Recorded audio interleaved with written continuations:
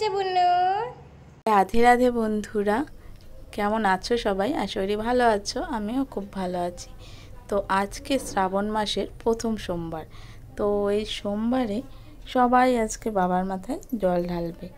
তো আমিও সকাল সকাল আজ স্নান টান করে ঘরের শিব ঠাকুরের মাথায় জল ঢেলে দিয়েছি। আর তারপর যাব হলো এখন শিব মন্দিরে, বাড়ির সবাই মিলে যাব শিব মন্দিরে জল ঢালতে। তো প্রত্যেক বছর তো এখন তো বিয়ে হয়ে গেছে, তো সেই সুযোগটা হবে না, এবার আছি তাই এবার যাচ্ছি হলো বড় শিব মন্দিরে গিয়ে বাবার মাথায় জল ঢালবো। তো তোমরা কে কে আজ জল ঢাললে শিব ঠাকুরের মাথায়, আর কোথায় গিয়েছো? অনেক জায়গায় এখন আছে, সবাই যাচ্ছে। তো ঠাকুরকে মন থেকে ডাকলেই হয়, বাড়িতে জল ঢাললেও যা ফল পাওয়া যাবে, মন্দিরে গিয়েও বড় বড় মন্দিরে গিয়েও জল ঢাললে সেই ফলই পাবে। তো সময় না থাকলে বাড়িতেই জল ঢেলে নেবে সবাই। আর এইদিকে দেখো গোপুসোনাটাকে কত কিউট লাগছে। তো দেখতে দেখো ভিডিওটা, আশা করি ভালো লাগবে তোমাদের। দেখো চলে এসেছি দিনহাটার বড় শিব মন্দিরে। তো আমরা যখন এসেছিলাম লাইন ছিল, তো লাইনে দাঁড়িয়ে পড়েছি। এসেছি হলো আমি, দিদি, ভাগ্নি, মা, মিষ্টি, সবাই মিলে লাইনে দাঁড়িয়ে পড়েছি। আর দিদিকে বললাম তো একটু ভিডিও কর, তো দিদি ভিডিও করছিল। এদিকে দেখো লাইনটা।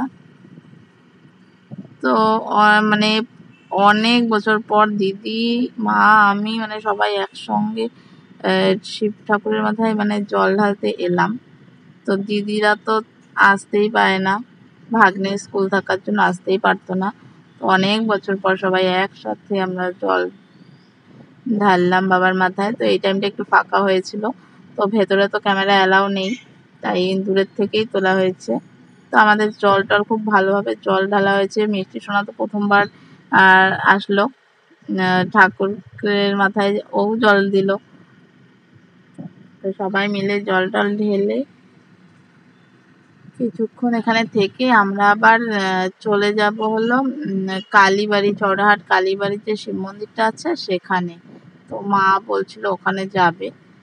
তো এখানে হলো আমরা চরণামৃত, এখানে দিচ্ছিল চরণামৃত আর টিপ ফোঁটাটা দিয়ে আমরা তারপর চলে যাব হলো ওই মন্দিরে।